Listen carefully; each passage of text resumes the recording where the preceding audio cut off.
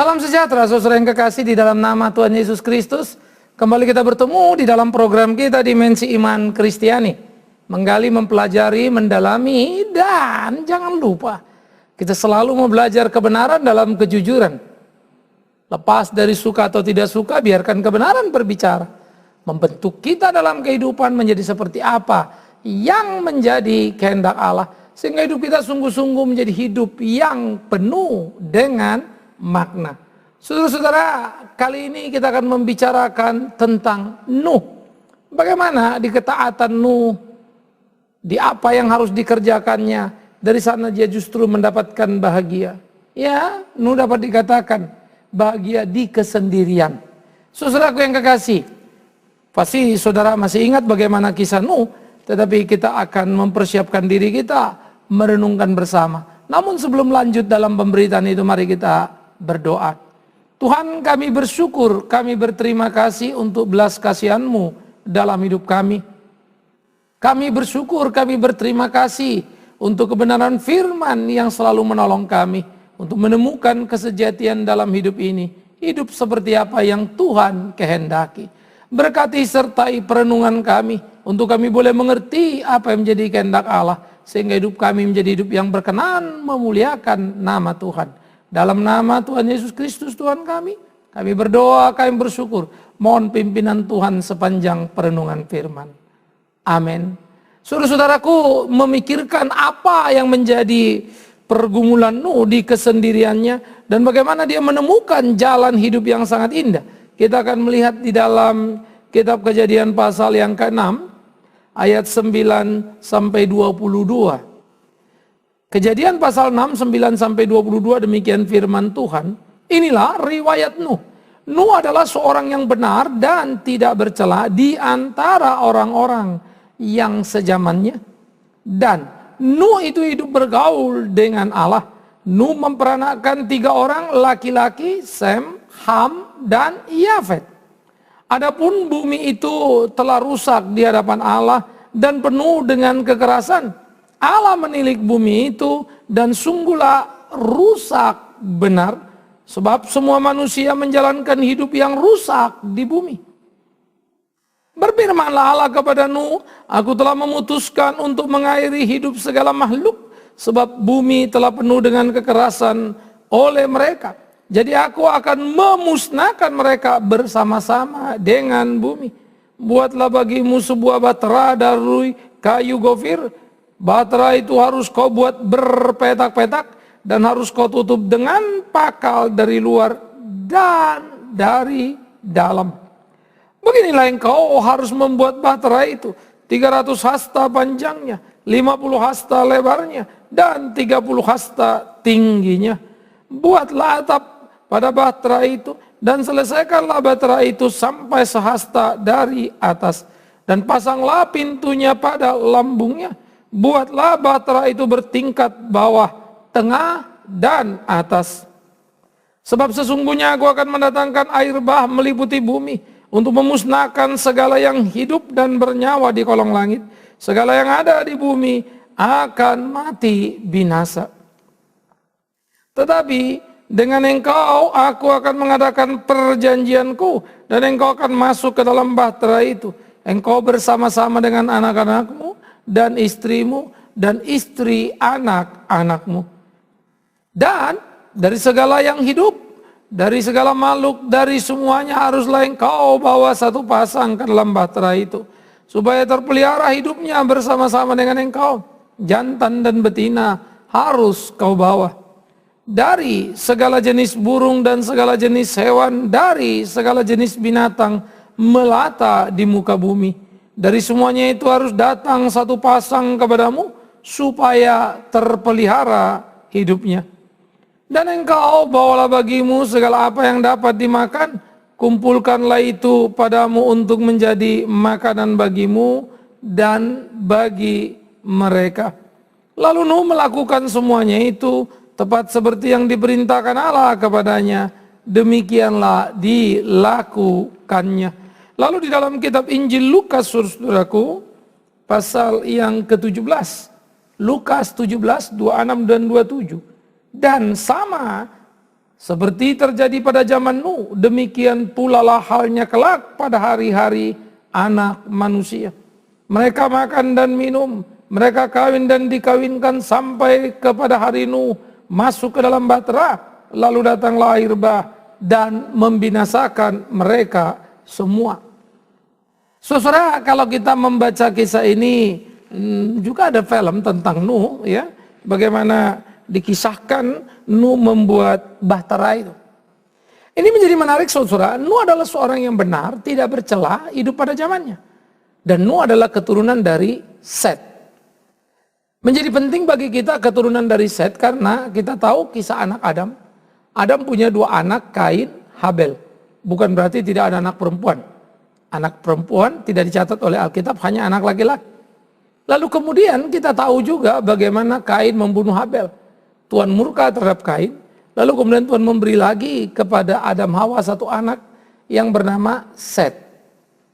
Nah, kemudian dalam pertumbuhan perkembangan manusia, Adam mempunyai lagi anak-anak tambahan lagi dalam keluarganya. Tetapi ingat, Alkitab bukan kitab bibliografi yang membuat semua lengkap. Tetapi garis-garis tegas yang perlu berhubungan langsung yang dicatat di sana. Nah, kemudian saudara-saudara, bagaimana keturunan ini bertumbuh, berkembang biak, memenuhi bumi. Dan kemudian keturunan Set bertumbuh dan Kain juga sampai air bah yang menghancurkan seluruh manusia, yang tinggal hanya Nuh, dan Nuh itu adalah dari keturunan Set. Artinya air bah telah menghabisi keturunan Kain. Ini menjadi seleksi pertama dari hidup manusia di dalam dunia sebagai ekspresi murka Allah terhadap dosa. Ini sangat serius. Keturunan Kain ya anak Adam, keturunan Set anak Adam.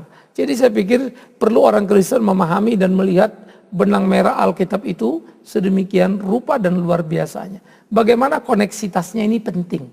Jangan main comot-comot sembarang saja. Nah, kita kembali ke era zaman Nuh.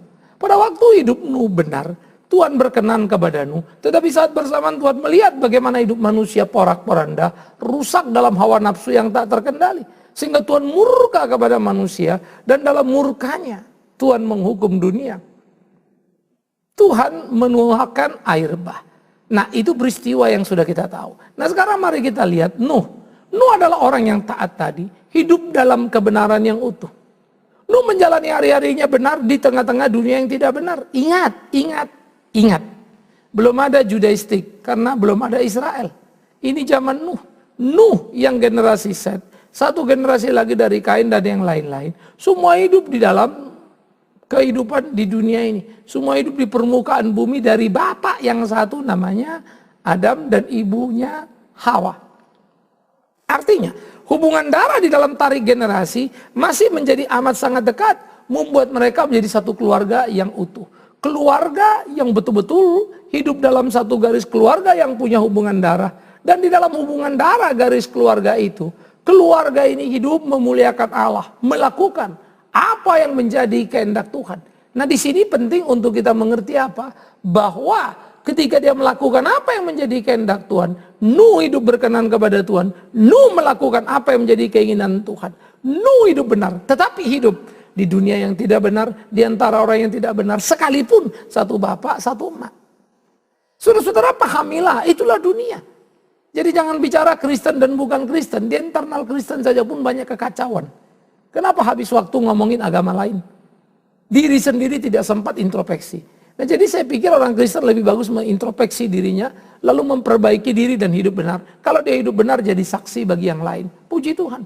Jadi jangan habiskan waktu untuk membicarakan agama lain, apalagi kemudian menjelek-jelekkannya. Nah, itu saya kira kebodohan yang menyedihkan. Nah, bagaimana kita hidup berkelahi, bagaimana kita hidup bergumul, itu yang penting dalam kehidupan.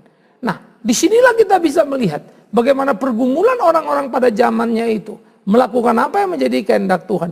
Dan bagaimana mereka bergumul di zamannya itu, berkelahi dengan apa yang ada, berkutat dengan pertandingan yang tidak sederhana. Bagaimana mereka harus hidup menjadi pemenang, bagaimana mereka harus hidup sungguh dalam kehidupan yang utuh. Saudara-saudara yang dikasihi oleh Tuhan Yesus Kristus, Nuh hidup benar di zaman yang tidak benar. Kemudian kita melihat bagaimana seleksi terjadi dalam kehidupan Nuh. Waktu Nuh hidup benar di zaman orang tidak benar, dia sudah sendiri. Dia betul-betul terkucil menjadi makhluk aneh karena mentaati berbagai ketentuan benar. Sementara orang lain tidak perlu mentaati ketentuan benar. Orang lain bisa hidup semaunya. Apa yang mereka ingin lakukan, mereka lakukan seenaknya. Tetapi tidak dengan Nuh. Karena Nuh harus mentaati perintah Allah. Nuh harus tunduk pada kehendak Allah. Nuh harus menjalankan apa yang Tuhan mau dalam hidupnya. Saudara-saudara, Nuh terasing sendiri. Hidup benar di antara orang tidak benar.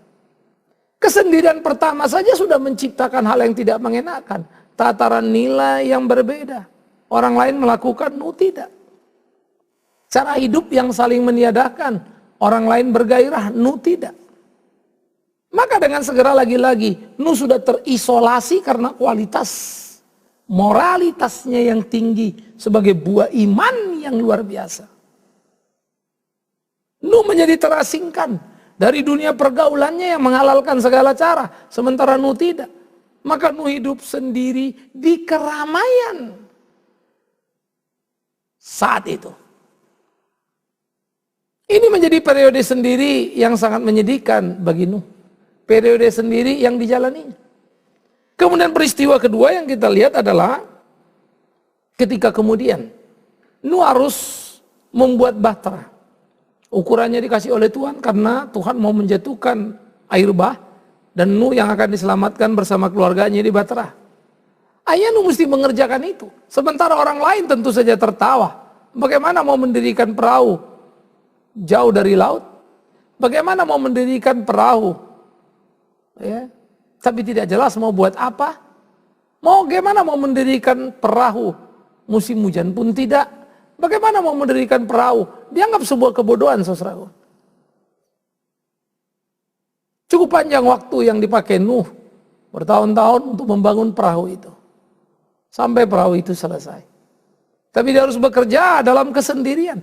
Kalau tadi kesendirian karena sistem nilai kebenaran, sekarang dia betul-betul menjadi makin sendiri karena mengerjakan pekerjaan yang Tuhan perintahkan, tetapi oleh zamannya, oleh lingkungannya dianggap kegilaan. Perhatikan kalimat ini. Pekerjaan yang dikerjakannya oleh perintah Tuhan yang oleh zamannya dianggap kegilaan. Yang oleh zamannya dianggap tidak lazim. Yang oleh zamannya dianggap tidak semestinya. Ngapain? Buat apa? Saudaraku yang dikasih oleh Tuhan Yesus Kristus, itu menjadi gugatan yang serius. Buat apa?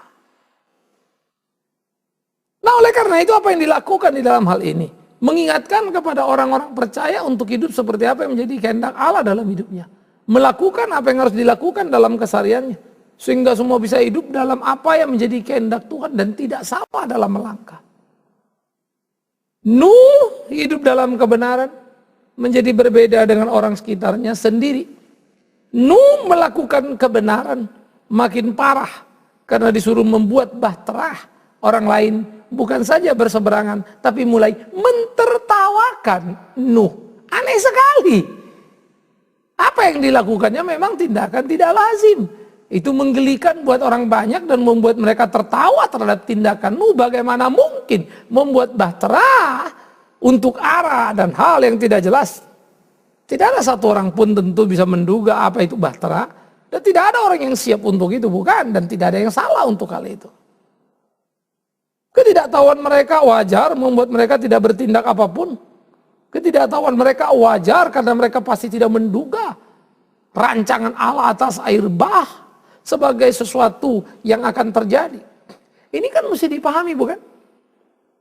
Nah, oleh karena itu, kesendirian pertama, hidup benar di antara orang tidak benar.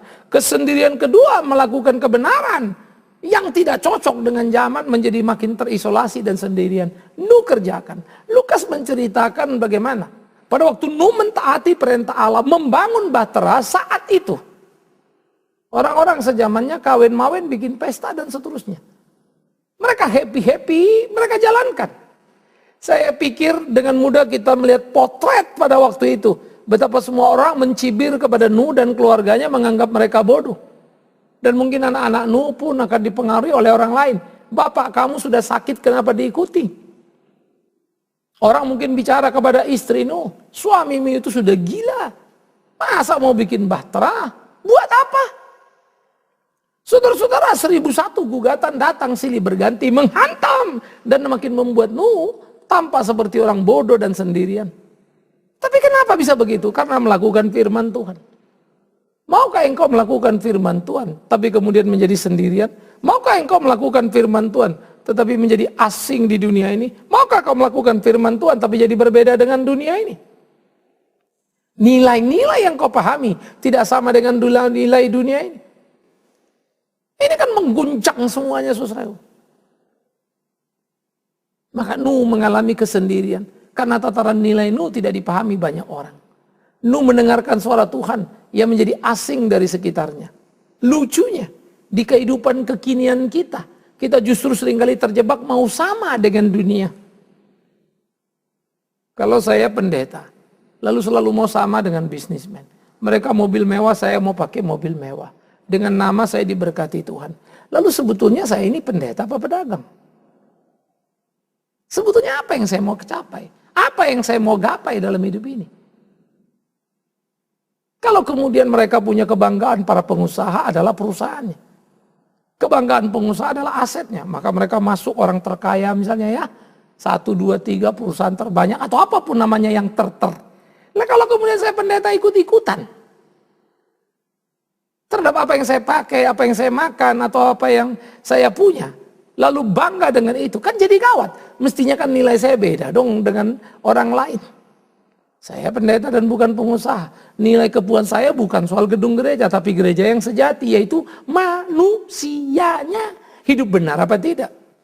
Kerinduan saya harusnya bukan sekedar kepada kendaraan, apa yang saya bisa pakai. Tapi bagaimana hidup saya dalam pelayanan dan mengabdi kepada Tuhan. Hidup saya seharusnya adalah bagaimana melakoni hari-hari itu. Menjalankan itu untuk kemuliaan namanya. Nah ini mestinya menjadi pergumulan kita. Ini mestinya menjadi kesungguhan kita. Keseriusan kita di dalam hidup kita mengiring dia. Melakukan apa yang menjadi kehendaknya. Saudaraku yang dikasihi Tuhan. Tidak mudah, tidak gampang untuk memahami seluruh kebenaran dengan utuh. Bagaimana kita menjalani dan penuh kesulitan yang tidak mudah untuk melakoninya. Dan biarlah pergumulan ini menjadi pergumulan kita. Biarlah ini menjadi apa yang kita lakukan dalam hari-hari kita. Biarlah ini membuat kita terus berkelahi dengan waktu, berkelahi dengan segala sesuatu yang perlu untuk kita hidup memuliakan Tuhan kita. Nuh berani berkelahi, Nuh berani bertaruh. Berbeda dengan zamannya, makin dalam dan makin jauh. Ia justru tidak mendompleng zamannya. Nuh siap sendirian. Bagaimana dengan kita? Lucunya, jangankan sendirian. Jangankan siap untuk itu. Yang ada kita berlomba-lomba, berkejar-kejar supaya menjadi sama dengan dunia. Ini memang agak kacau balau, saudara. Tapi rupa-rupanya itulah kehidupan kekristenan masa kini. Semangat Nuh tidak lagi mendominasi warna hidup kita. Bagaimana berani sendiri, tetapi untuk menggapai hidup yang paling tinggi. Bagaimana sendiri untuk mengisi keselamatan yang utuh. Tuhan perintahkan kita bukan? Supaya kita itu menjadi orang yang mengerjakan keselamatan kita. Nah saya pikir itu harusnya kita lakoni. Dan kita tidak menjadi salah dalam hidup kita dengan tidak melakukan apa yang Tuhan perintahkan. Aspek yang ketiga adalah sesudah kemudian peristiwa air bah. Semua orang mati, saudara. Tinggal Nuh, istri dan 3 anaknya yang selamat. Ham, Sem, Yafet dan istri mereka. Pada waktu itu Nuh menjadi orang tua satu-satunya di kolong dunia. Bahkan secara hurufiah. Mereka menjadi suami istri tua. Yang paling tua sekaligus. Dalam konteks yang harafiah. Jadi akhirnya air bah membawa malapetaka, perubahan hidup yang gila. Karena Nuh harusnya kehilangan semua teman, istrinya kehilangan semua teman, mereka kehilangan pasangan-pasangan, teman-teman pasutri yang lainnya. Bagaimana ini? Gara-gara mentaati kehendak Tuhan naik ke Bahtera. Bahteranya selamat, dunianya habis. Mereka selamat, dunianya hilang. Sendiri yang betul-betul sendiri. Sekarang sih udah nggak ada orang yang nggak benar, tapi betul-betul sendirian saudara. Sekarang nggak ada lagi orang-orang yang jahat-jahat itu, tapi betul-betul sendirian saudara. Semua mati. Tidak menyenangkan sekali hidup ini, bukan? Saya tidak tahu apa yang merasuki pikiran Nuh, tetapi mungkin dengan mudah kita melihat bagaimana ketegangan yang dialaminya dengan peristiwa yang terjadi. Entah apa dan bagaimana kegalauan hatinya untuk menerima realita. Betapa dunia menjadi sepi. Ya, bagaimana kemudian dia meminum anggurnya, sampai kemudian dia mabok. Merayakan pesta. Masa ia sendirian? Itu lebih kepada ekspresi kegalauan hati terhadap apa yang terjadi. Sendiri. Tetapi lagi-lagi saya bilang, ketika mengikut Tuhan, mengikut kebenaran, muncul kesendirian. Tetapi kesendirian adalah kehormatan yang harus diperjuangkan. Nuh sudah berjuang dan terhormat ketika dia tidak sama dengan zamannya. Nuh sudah berjuang dan terhormat ketika dia mentaati kehendak Allah, membuat bahtera dan ditertawakan zamannya. Dan Nuh terhormat ketika kemudian jadi keluarga satu-satunya di muka bumi karena selamat dari air bah.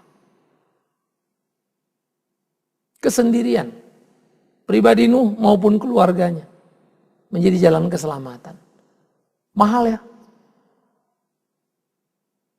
Jalan keselamatan bukan barang recehan. Keselamatan itu bukan barang obralan yang memang sekarang ini sering diobral. Persis kayak mengobral gitu ya, 1003, kalau perlu 1011. Barang yang tadinya 1001, sekarang jadi 1003, sekarang 1011. Murah sekali. Diobral murah. Tidak ada harga lagi.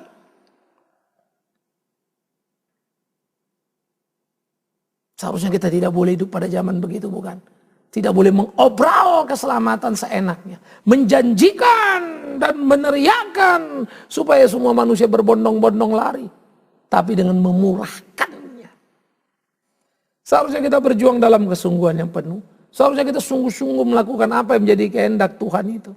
Seharusnya kita melakoni dalam kebenaran yang utuh. Dan bergumul untuk apa yang menjadi kehendaknya. Supaya semuanya tetap di dalam dia, bersama dengan dia untuk kemuliaannya. Saudara-saudaraku yang kekasih, inilah yang seharusnya menjadi pergumulan kita.